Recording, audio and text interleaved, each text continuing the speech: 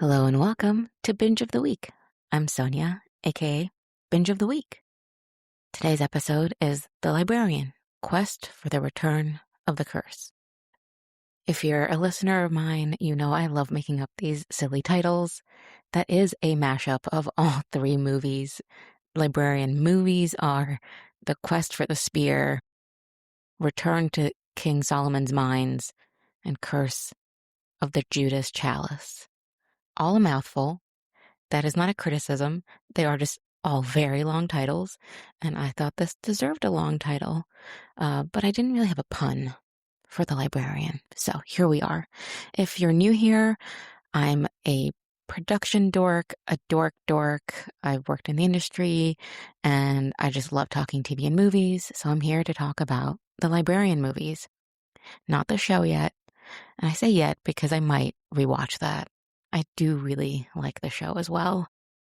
I acknowledge that these are basically things that are tailor-made for me. So I do try to be really objective when I think everyone should watch these. And maybe they're not for everyone, but I think they're for a lot more people than have seen them or heard of them.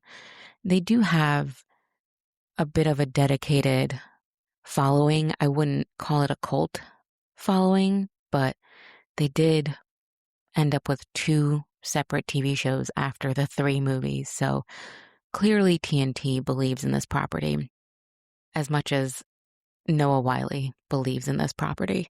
I will get into that, I think, without ever researching what he's said in interviews. I think he might love this world and this project. I love that they're goofy. They're action adventure, which is just one of my favorite things to watch. They have history. They are dorky.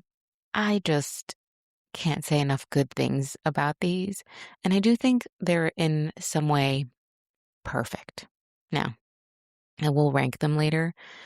One of them has more flaws than the others, but I say perfect because I always judge a movie on what it sets out to achieve. These are made for TV, feel good, silly, sweet action adventure movies.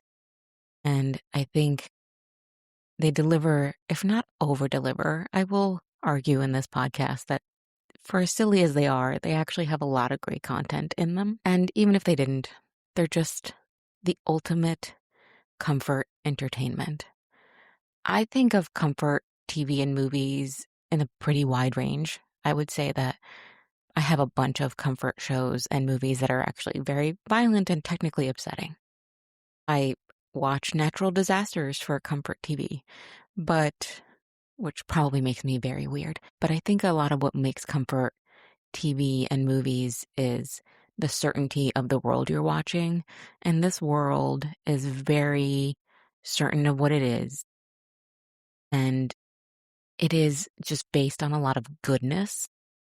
And of course, the good guy always wins. There are these, good versus evil, but not in a very stressful way kind of movies where the good guy's going to triumph. He's going to get the girl. None of this is bad. This is what we want from these things, is the certainty of the outcome. I never think that Flynn is going to go to the bad side when we see those scenes where he's tempted. You ultimately know this is going to end well. And I think maybe people would treat this as not worth as much as high art. And sure, that's probably true. But I think this kind of thing deserves respect for what it has as a place in our lives. These movies are great. They're good entertainment. They're just fun. And again, comforting. And I would dare someone to not have fun watching these. Again, I know there's a wide range of taste out there, but I liken it to the way that I perceive medieval times. If you don't know medieval times, in America, because I know we have some international listeners, there is this place called Medieval Times. There's a few of them. And you go there for dinner and a show. And the show is knights jousting and fighting and doing stunts on horses. And there's a whole storyline with the king and the queen and the princess and all that. And is it the best food in the world? Absolutely not. But part of the fun is that you get to eat with your hands because it's medieval times. And that's how you would have eaten, right? Point being, I've always said about going to medieval times that it's kind of a test of how fun you are. Again, you don't have to love it. It doesn't have to be your favorite thing. But if you just kind of give in and access your unserious, fun side, when you're at medieval times, you're seated in a section for a specific knight. You're supposed to root for your knight. And if you just give in to the pretense, it's a lot of fun. And I would put that in the category of these movies of like, if you're not having fun, it seems kind of like a you problem. And I'm sorry for anyone who watches these and doesn't have fun. I'm not judging you, but I would say we can lighten up. Nothing has to be that serious all the time. So we've got this comforting, fun world that we live in where goodness is the baseline. And not just goodness like, oh, it's a good versus evil. There's a bad guy. There's an evil entity that we have to get this artifact back from or stop this person from using this relic and magical object for evil, but also just full of goodness, love, acceptance. The characters are open. They want knowledge. They want the world to be a good place. They want the people they love to be happy. There's something so wonderful about the character architecture of these movies, especially given that they're so silly, given that they're so goofy, given that they're made for TV movies. You could ask very little from that, and yet I got so much out of rewatching them with a more critical eye this time, thinking about what I wanted to say about them, because I think it speaks a little more deeply than people would guess a movie like this would. And outside of just the insane cast in these, I mean, Bob Newhart, Jane Curtis, Olympia Dukakis. Like, Noah Wyle doesn't even rank on how insane the cast is. Those are legends, comedic legends, film legends in this tiny little movie. And that's kind of, I think, speaks to how great the project is. It's so fun. I think they had fun making it. And I think people saw how earnest and good it was as a thesis for what the world should be. Because that's what I love about what the characters are too. Like, I think my favorite character is actually Charlene, played by Jane Curtis. She's this acerbic, mean, kind of short-tempered, unhappy woman, but not in this like, oh, what a shrew and everyone hates her for it kind of way. She's still very caring of Judson and Flynn. She's loving in her own way, and there's no judgment of her for not being a softer, more smiley kind of woman. And that's a rare find, I think, in just society. Just the idea that you could be this grumpy person as a woman and still be kind of lovely and loved and accepted just for that. No one's asking her to smile more, is what I'm saying. And that also comes into the picture of who Flynn is. I think there's a very interesting thing happening in these movies about masculinity for me, where, yeah, he's not hypermasculine in the way that we are used to seeing it, even in action adventure. He can't fight. He doesn't look like the super buff hero, and it doesn't matter. I think his masculinity is always there, but it's represented by knowledge and curiosity and intelligence, emotional intelligence. You know, he loves his mom loves him.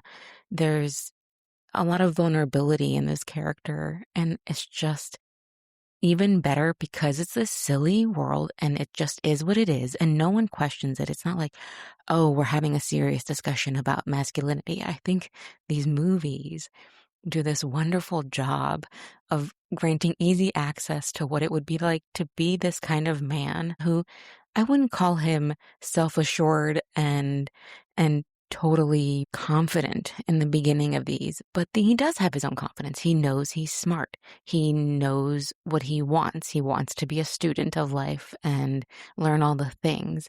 And I do think there's something very just inherently masculine about this character, but in a way that we're not used to seeing in a lot of media, just like we're not used to seeing the Charlene character be accepted.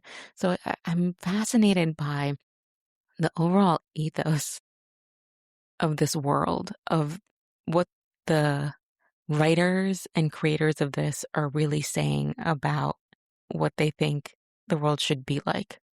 And maybe I am going too deep for this kind of thing, but I can't help but see it that way. And in a lovely way, again, it doesn't smack you in the face with this. I'm not even saying they're trying to say that. It's maybe just happened because that's the character they wrote and that's the story they wanted to tell. Maybe it's totally incidental that I'm seeing it that way, but I do think there's just this lovely framing of what people can be like without it being like, oh, it's a big deal that he's not macho. And it all comes into play in each movie differently with the romantic leads. These three women in these three movies. In the first one, it's Nicole, and she plays the traditionally masculine role. It's not like they never pointed out. There's the moment where they dance their way through the arrows and traps in the final sequences, and she dips him, and he says, "Shouldn't I be dipping you?" But again, they're kind of just okay with it. She says yes, and it's not, you're less of a man because you didn't dip me. And she's not less of a woman because she's the one who can fight and kick everyone's butt. And she's terrifying in a way, but they're fine with it. He's fine with it. She's fine with it. I mean, again, this was, I think, 2006, this first one. There's definitely the joke about how she's out of his league, but that's just down to hotness. She's super hot. But I think it's just lovely to see this played for not the obvious jokes that you usually would play. I think the jokes still are very much on the side of goofy and funny and not playing on like gender stereotypes as much as other movies could do. And just the way the movies overall handle comedy, I love, because there's a lot of dorky historical jokes in these movies that I'm not sure, maybe some people wouldn't get every single one of them, but it's never condescending. Oh, you don't know this relic from history. It's just funny, even if you don't know what the reference is. I think a lot of the time it still lands. It's kind of like watching a kid's movie. The joke lands on a kid's level and an adult level. I think these jokes a lot of the time land on both, oh, that was funny just because it was funny, but also if you know what that object is, it's a little extra funny. In the second movie, we have Emily, and it's interesting they decide to write a Flynn character for Flynn, where she's got more degrees than him, actually, because I think in the first movie they say he has 23 degrees, not 22. I would argue that they make a mistake later because they say he has 22 degrees in a later movie, but I think he's granted a 23rd degree in that first opening sequence of the first one. I'm not nitpicking, I just noticed. But yeah, she has 25 degrees. She's just as smart as him. And they even react to things the same way, and it causes actually more tension with her than in the previous movie where you've got this super fighting action hero woman. He's totally secure in letting a woman occupy that space. And he's also secure with Emily. That's why I think he still comes off as this really masculine character to me, even if it's not written as like an action hero dude, because he's totally secure in letting these women occupy their space. Now, they do butt heads a lot, him and Emily, in the second movie, because it causes friction of who's right when they disagree about something, because they're both book smart. Where in the first one, there's no contention because he knows the history stuff and she knows how to fight. In this one, we've got two people who have the same skill set. So it has nothing to, it never feels like, oh, there's an aspect of her being a woman that's playing into this. He's just butting heads with her because they both think they're right about something. And it never feels like he's frustrated with her in a way that, I don't know, feels gendered. But definitely this one has the most, I think, friction between him and the love interest. Because they write this character that literally they have scenes where they're both having the same mannerism and reaction to another person talking to them. So it's literally like the first one is opposites attract, and the second one is it's hard to be with yourself if you're going to be in a relationship with someone exactly like you. And in the third one, it's like more of an epic romance where she's supernatural and she's calling to him in his dreams. And I don't know. I'm an Anne Rice girly. I love the romance with a vampire trope. I'm here for it, like in every single way. And I adore Simone the most, I think, of the three female leads. I think Simone is my favorite because she's so funny and you don't expect that of her. She's a vampire. She's 400 years old and she's very romantic and has this European accent, and she's very sensual in that vampiric way, but she's also like goofy funny. She cracks a couple of jokes that I really love in this one, and her being funny I think is my favorite part. And also, as well, of course, she's a supernatural being, so she's his protector. We're back at the comfort level of just him having this woman protect him physically. Totally cool. And she also knows a lot of stuff because she's been around a very long time. So the stuff that he knows from history that he tries to tell her about, there are funny moments where she'll tell him, yeah, I knew that person that you read a book about. So don't really need to be explained history, but thank you. And they never butt heads about it. It's very cute. And all three of these women have their own objective, their own thing they're doing, their own choices to make, even though this is not very technical, crazy deep writing that's happening here. And yet, I think it works so much better than a lot of movies because the female leads have kind of autonomy, even though they're clearly written for this man's action adventure story. I'm not going to go as far to say that like it's incredible writing of female characters, but for this kind of entertainment, it sort of is. When you start at this level and you're like, by the way, none of them even stay with him. Emily leaves to do her own thing because she wants to go on a dig because she's an archaeologist or whatever her 25 degrees are in. And Simone, he literally offers his neck up to her to be a vampire with her. And she's like, no, I'm good. Like, I don't want to be alive anymore. I've been around too long and I've fulfilled my destiny. So I'm going to peace out. And I just think that's kind of marvelous for this level of entertainment to just fully do the things that higher levels of entertainment fail at doing for female writing. And it really kind of elevates the whole thing for me. But, you know, at the end of the day, I'm just entertained.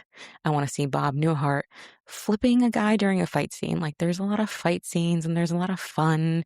There's all the jokes and the romance. It's very, you know, in the ilk of these, I think, mid-aughts. For those who don't use the word aughts, I've been told before that people don't know it. The 2000s, aughts are zeros. The mid-aughts kind of action adventures, you had all those Matthew McConaughey, Fool's Gold, and Sahara. And those were very rom-com driven action adventure movies where these have a romantic line to them, but I don't know that it's always the driver. Although I would say in the third one, the driver is more the romance because he's not on his own mission. He's there to help her, and he falls for her. I am going to rank these. I would say the the one that's the least good is the second movie, Return to King Solomon's Mines, for probably structural reasons, but I think the thing that really gets me in the end is there's a huge amount of CGI sequence at the end, and in a way that I don't think that era of TV budget could handle. I think they over-indexed on that stuff, and maybe the friction romance with someone who has the same skill set as him is not as fun, but I'm not sure if it's that. But definitely, it's still a good movie, and I love it because it's a very The Mummy coded. I love The Mummy. It's probably the movie I've rewatched the most my whole life. I've seen it entirely too much. I have a The Mummy bumper sticker on my car. It even has actors that were in The Mummy.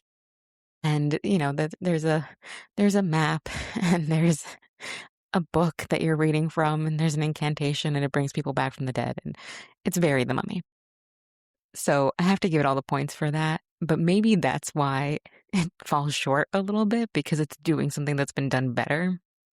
I would say second place for me goes to the first movie, and this is a very close call for me. The first one is great, and it does such a beautiful job of the setup. I love the opening, like learning about Flynn, learning about the library, watching Flynn learn about the library. I think the whole thing with him and Nicole works really well, and there's great action sequences, like I mentioned. Bob Newhart flipping a guy. I will never get over that. And it feels a little bit Indiana Jones in a way. And he's fun because he's finding his footing. But I will give the number one spot to the third movie.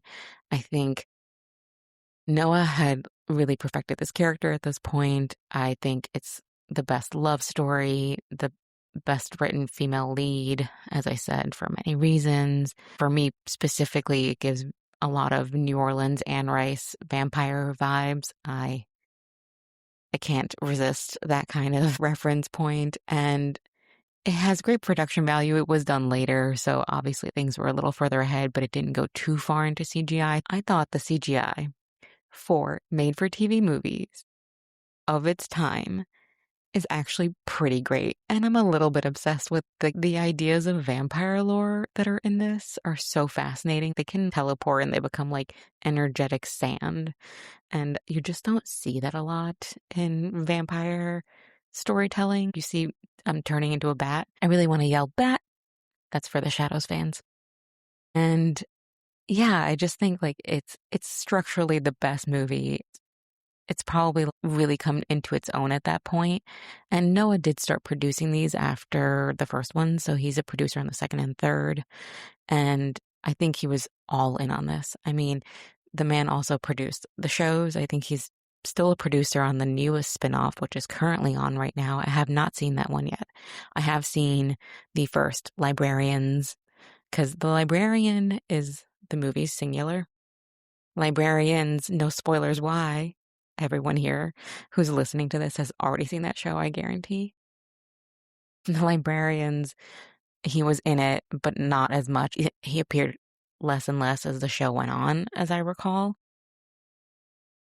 But yes, I feel like Noah's so clearly all in, but they really got their footing with this third movie. The production value is really good.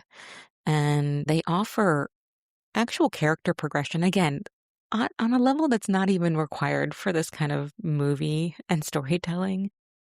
Really, Flynn is growing up as these movies happen. His concern with finding love at the point of the third movie and really assessing like what he's doing with his life. He grows up a lot in the second one because it's about dealing with the absence of his father and learning about where he came from. There's a lot of stuff going on for this character that does require him to kind of grow up as the movies go. He's so childish in the first one. And by the third one, he's pretty adult. So I like that they don't give this character these like awful flaws or like, oh, is he going to be bad? You're never really like, oh, Flynn is such a mess, but he's growing all the time. These movies have a vibe that's akin to the David Tennant era of Doctor Who. It feels like a similar kind of character and guy that is all about knowledge, and I enjoy that way too much. It's made just for me because you've got Doctor Who vibes, love David Tennant. It's got National Treasure puzzles, and it's funny and adventure like The Mummy. And again, always funny and clever and about history, but not in a way that's high-minded about knowing stuff. The knowledge is part of the fun. So I'm a big fan, clearly. I think I can't imagine that anyone who would tune into this is new to them, but I would love if me harping on about these on threads and on here got anyone to watch them for the first time. And I would love to hear from you if that's the case, because I would love to hear what it's like to see it for the first time. I don't remember when I first saw these. They've been around for quite a bit. And I will leave you with that and saying that I don't know what I'm going to watch this week and talk about next week. I am, of course, tempted to go straight from this into watching The Librarians. I'm not saying I will. It is 40 episodes to get through in a week. I think I could easily do 40 episodes. I just have to metric that out a little bit. Movies are definitely easier.